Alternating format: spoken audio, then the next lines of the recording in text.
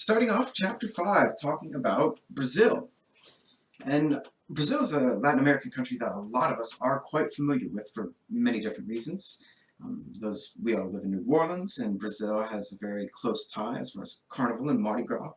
Plus, it's the largest Latin American country there is. So it's in the news a lot. We hear so much about it. However, it's still distinctly very different from other Latin American countries. Most other Latin American countries were colonized by Spain. Brazil was colonized by Portugal and did not gain independence until 1808, and really 1822. And you really didn't see any kind of media before that. The big reason was because it was banned. It was completely banned. But even after 1822, newspaper circulation remained low. And it remained extremely low for two very specific reasons. First is geography. In the early 1800s, most of the country was not connected. You had the Amazon rainforest, you had major rivers, and other different geographic locations just were more centered around the coast. Going inward was very, very difficult still. But what's more than that is Brazil was a major hub for the slave trade. And the vast majority of the population was illiterate. Even after slavery was banned, even after independence, most people simply couldn't read. So newspaper circulation, even at the get-go, was very low. However, we do start to see that transition whenever you get into the 1900s, moving towards the 1950s. And newspapers do start to pick up a bit. In urban areas only, though. You still run into the same problem of infrastructure not connecting most of the country in the early 1900s. In rural places, radio remained the dominant medium for news consumption. Right?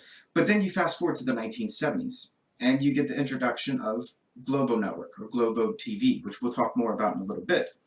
But Globo really revolutionized how media were consumed in Brazil. And today, television is still the dominant medium for news consumption in the country, which is really important for us whenever we move through the rest of this chapter to keep that in mind. Now let's look at political parallelism in Brazil. Well, early on, remember we said newspaper circulation was low except for in urban areas. But even in urban areas, literacy still remained relatively low. So newspapers tended to be more oriented towards elites. Now that's also directly tied into political parallelism too, because early on, all press was controlled by political parties.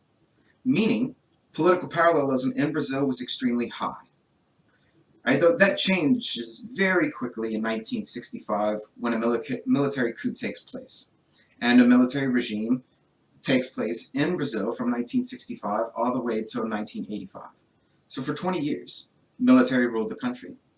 And in that time period, they completely destroyed political parallelism. But how?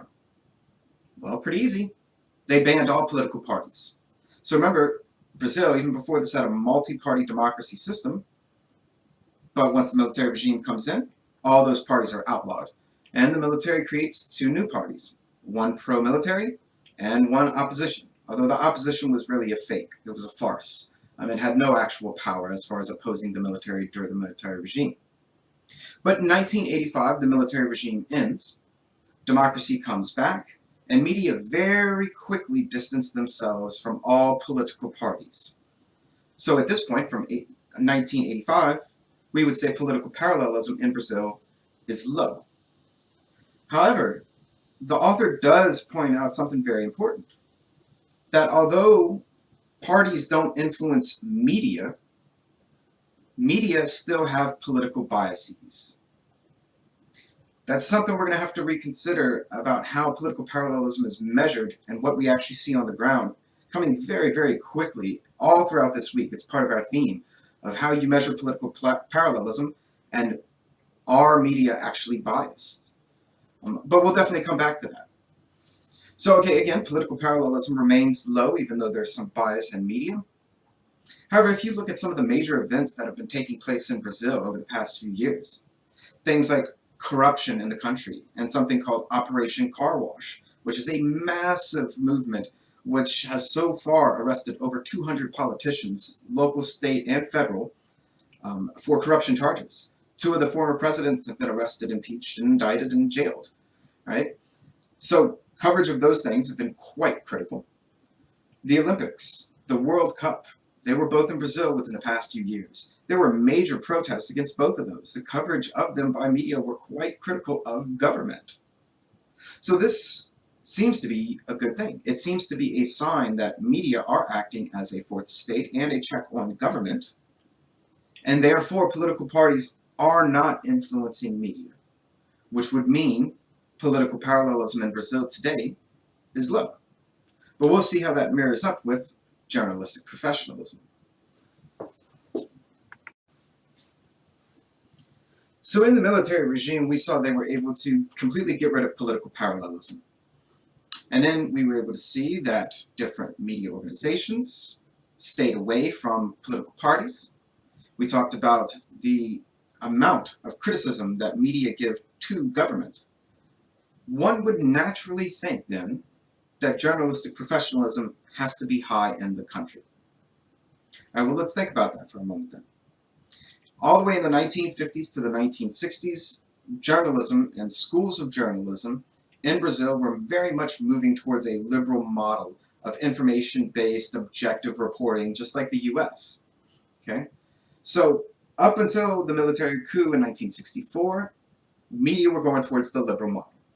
1964, military coup takes place, military is in power for 20 years. They enact a very specific law that has really huge implications moving forward, even onto today.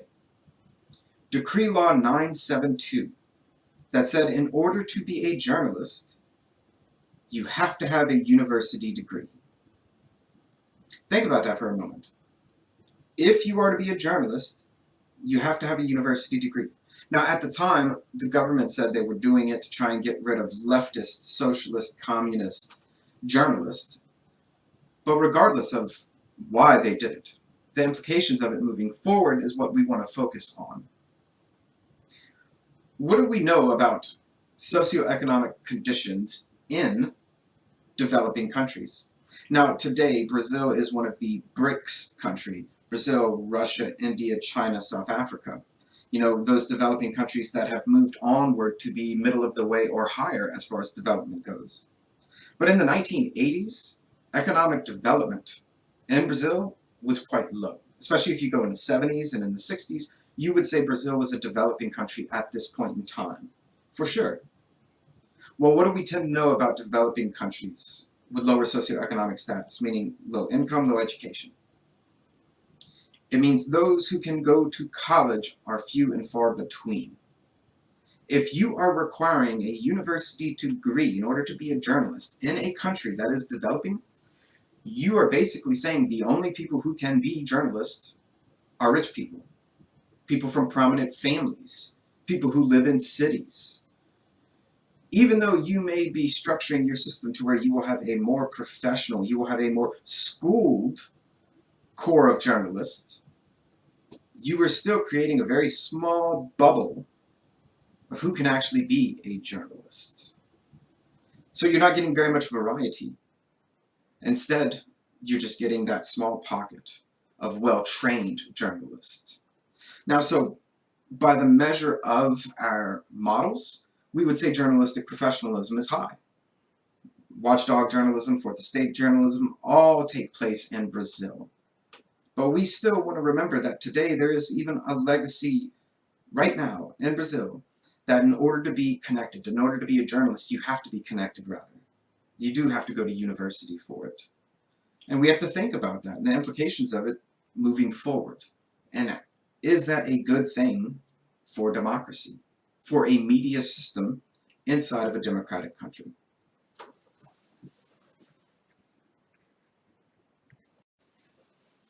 Now we're on to the role of the state in Brazil. And if we start with the military regime, 64 to 85, extreme censorship, okay, no doubt. We want to move from there forward very quickly and talk about some things that are still on the books as far as laws and about state intervention in Brazil.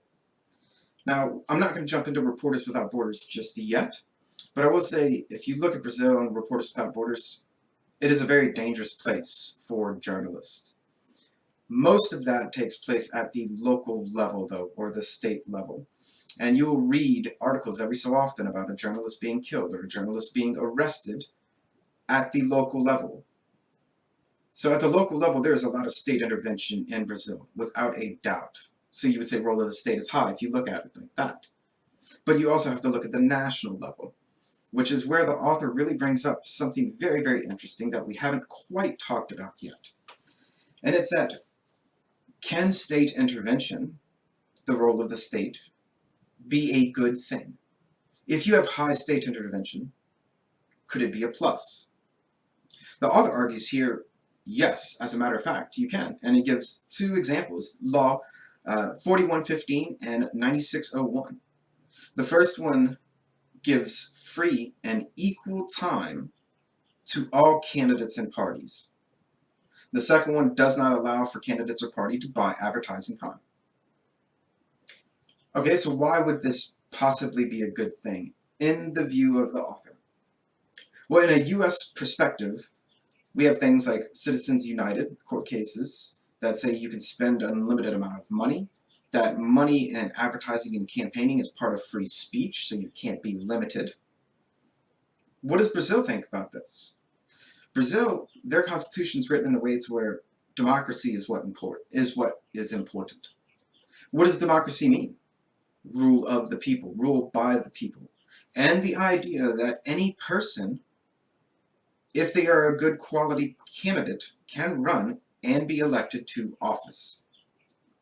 If that is the case, then socioeconomic status should not matter. If one candidate is extremely rich and the other one is extremely poor, but the one that's extremely poor is the better candidate, they should have all the opportunity to be elected as this other individual does.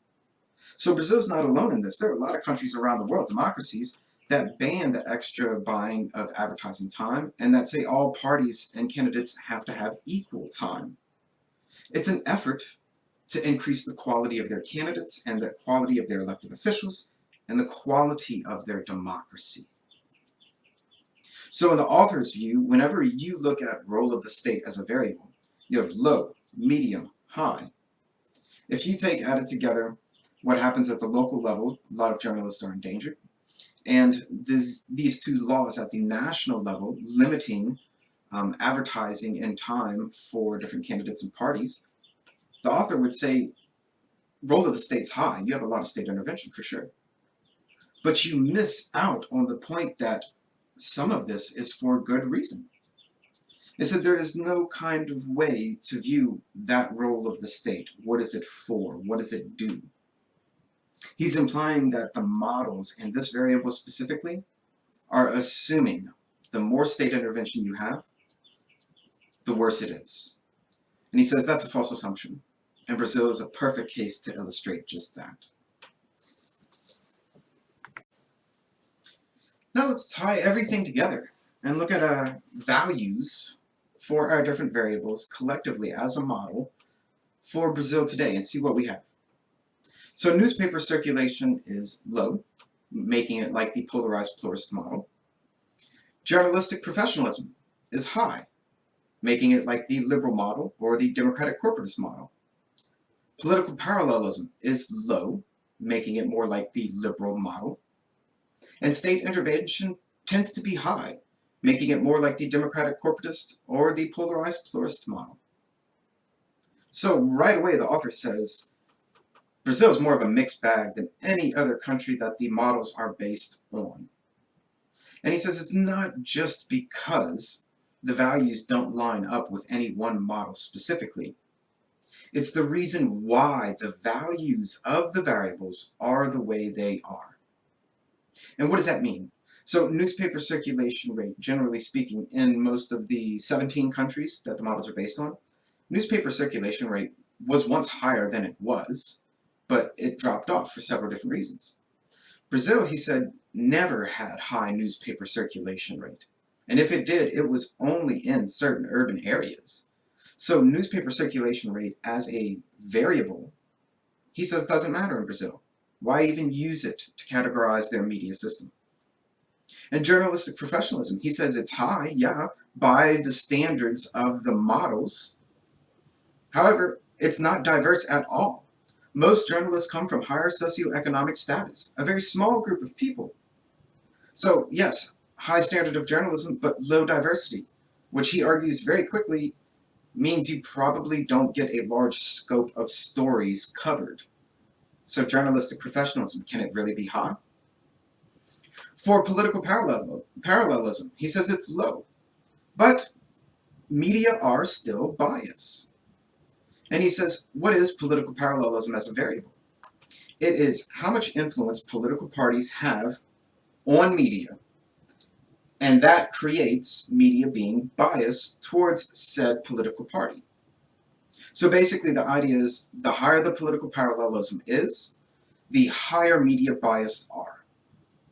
Well, he says here you have low political parallelism, but media are still biased, meaning your outcomes can be the same, biased media. But the level of party influence does not matter, at least in Brazil. So once again, he said, you can throw this variable out because it doesn't matter in characterizing the system that exists in Brazil. And then role of the state. He says, yes, the role of the state is high, no matter how you measure it. But you lose the nuance of some of it is good intervention.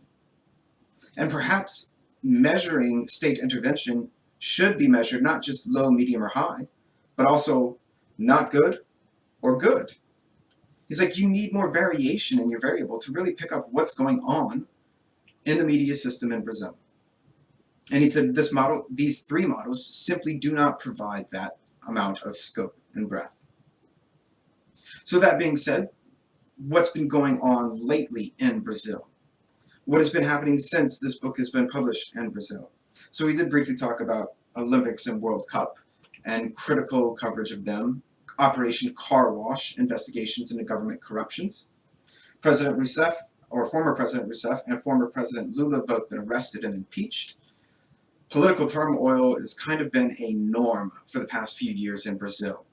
Their new president, President Bolsonaro, is an extremely polarizing figure in Brazil and around the world in general. I'm not going to go into all of the incredibly ridiculous things he said because there's so many of them. You could just probably Google it and get a list, right? But he's an extremely polarizing figure. So what has Freedom House and Reporters Without Borders been saying about what's been going on? Well, Freedom House 2019 gave Brazil a 75 out of 100. So they are a free country, but those 70s, once you start getting into lower, you're starting to get close to partially free. And what's more, in 2018, Brazil had a 79. So they've lost 4 points over the past year as far as their freedom scores. And a lot has to do with media freedoms. You look at Reporters Without Borders. Brazil is ranked 107 out of 180 countries. Right, that puts them on the bottom half as far as list of countries and their media freedoms. And over the past 2 years, they have lost 2 points in media freedoms. A lot of this has been having to do with Bolsonaro and his attacks on media and attacks on fake news, calling different media organizations that are critical of his administration as fake. We're seeing many different countries are doing this right now. It's sort of becoming a trend globally that we will talk about moving forward. But the whole idea right now is Brazil is in the middle of turmoil as well. There are investigations that are just going on, that just started, about potential corruption and abuse of powers by the president again. If these proceedings go further and further and further, theoretically Bolsonaro could be the third straight president of Brazil to be thrown out of office or arrested after office and gone to jail. That's massive, right? There are few countries in the world that have those kind of statistics about their world leaders, especially in such a small time frame, right? And back to back to back. Part of the reason why Operation Car Wash has been so successful at taking down really big corrupt political figures has been media coverage and investigative journalism. So although things in Brazil aren't perfect, although Reporters Without Borders gives Brazil 107 out of 180 different countries around the world, Brazil's media are still pushing back against government. They are still trying to be that fourth estate, that watchdog journalism, that check on institutional power. So Brazil media right now, doing pretty good. but they are fighting the good fight. Right? And there's still a lot of work to be done, just as there is in every country. But I think Brazil is just a really good example of what's going on in the world. So whenever we jump into the forums, let's start talking about this. I'm interested to see what you've heard about Brazil lately, and your take on President Bolsonaro and all his ridiculousness.